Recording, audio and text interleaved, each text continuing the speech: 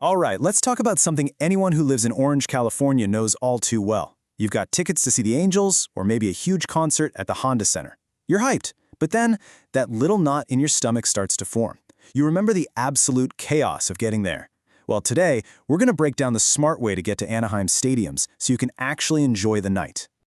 Seriously, think about it for a second. What's the worst part? Is it that soul-crushing, bumper-to-bumper traffic just trying to get off the freeway? Or maybe it's the endless hunt for parking, circling lot after lot, praying for a spot to open up. Or, maybe it's that post-event madness, trying to find your way out of a human traffic jam. It's a universal headache, and we're going to tackle it. So first up, let's just all agree on what the problem is.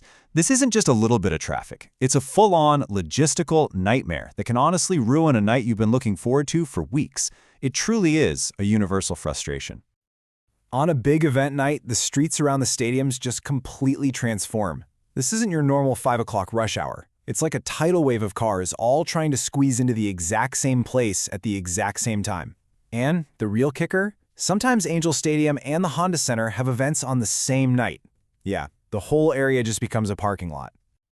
And if you do make it through the traffic, you've got the next boss level to deal with: parking. The lots don't just get full, they fill up fast. This creates this whole wave of anxiety. You either have to leave ridiculously early, or you're rolling the dice, hoping you don't get turned away and sent on a wild goose chase for some spot a mile away. And okay, let's say you're smart and you don't drive yourself. The end of the night can be even worse. The rideshare and pickup areas are, to put it mildly, chaotic.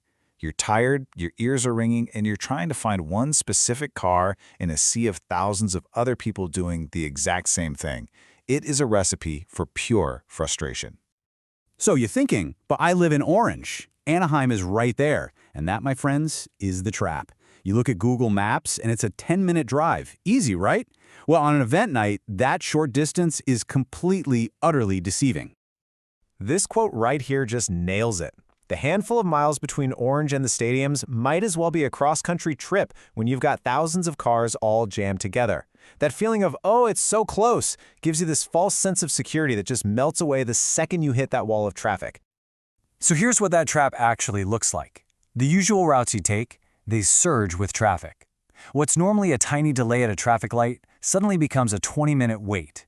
And after the event, when you're exhausted and just want to get to your bed, having to navigate that same mess in the dark, it's not just a chore, it is completely draining. So, if driving yourself is a gamble and rideshare is total chaos, what's left? Well, the solution is really about changing your approach. It's less about luxury and way more about strategy. It's about taking back control of your night. And this is the core idea. Think of it as choosing control over chaos. When we say event transportation, we're not just talking about booking a car. It's a game plan. It's a pre-planned strategy to remove all those stressful, unpredictable parts of the night. You're not reacting to the chaos anymore. You're planning around it. And the perks are pretty clear. Number one, you actually arrive relaxed. You let a professional who knows the ins and outs of event traffic handle it. Number two, you completely skip the parking hunt. No circling, no stress. And number three, you get to leave smoothly. You have a pickup already planned, often away from the main crush of people, so you can just walk out and go. So who's actually doing this? You might be surprised. It's not just for VIPs or rock stars. It's for anyone who just wants to make sure they get the most out of their night. I mean, think about taking your family to a game. The last thing you want is a stressful drive home with a car full of tired kids.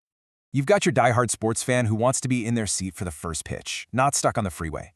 You've got the concert goer who knows the show's going to end late and wants a safe, guaranteed ride waiting. It's awesome for groups who want to arrive together and leave together.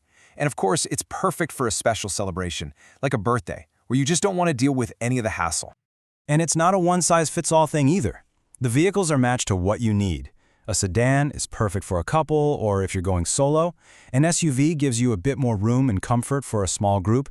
And bigger vehicles mean the whole crew can stick together, which just makes everything so much easier. Okay, so this is probably the biggest question on everyone's mind. Why not just grab an Uber or Lyft? Look, on a normal day, they're fantastic. But on a packed event night, it's a totally different ballgame. So let's put them side by side. So check this out. With a private service, everything is scheduled and predictable. With rideshare, good luck finding an available car when demand is through the roof. The price for a private car? It's fixed. You know it up front. Rideshare? Hello, unpredictable surge pricing that can cost a fortune. But really, the biggest difference is the pickup. A private service coordinates a sane pickup spot with you. Rideshare? It just funnels you right back into those chaotic, confusing zones we talked about. It's basically reliability versus a roll of the dice. So when you piece it all together, what we're really talking about is more than just getting from point A to point B. This is about completely redefining what a great night out feels like. It's about shifting your focus away from the frustrating journey and onto the main event. I love this quote because it's just so true. The way you arrive sets the tone for the entire experience. If you show up stressed, annoyed, and already worn out, it puts a damper on everything.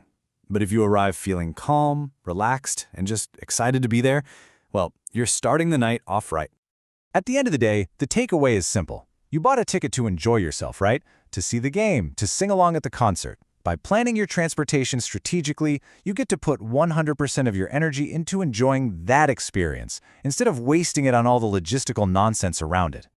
And so I'll leave you with this question to chew on for your next big night out. Is the way you get there and the way you get home just as important as the event itself? When you think about it, the answer might just be a resounding yes.